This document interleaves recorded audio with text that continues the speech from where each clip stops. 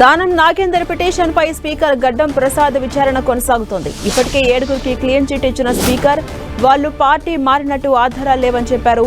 ఇప్పుడు దానం నాగేందర్ విషయంలో స్పీకర్ ఏ నిర్ణయం తీసుకుంటారు, విచారణలో దానం ఏం చెబుతారు అనే దానిపై సస్పెన్స్ కొనసాగుతోంది.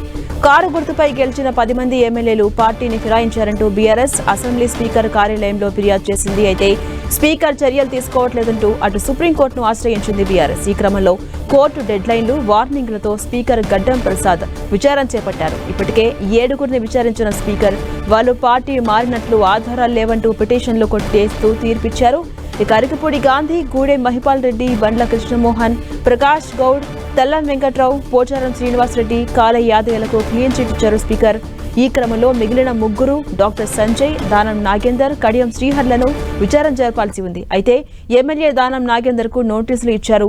ఫిరాయింపు ఎమ్మెల్యేలో దానం నాగేందర్ది ప్రత్యేక కేసు.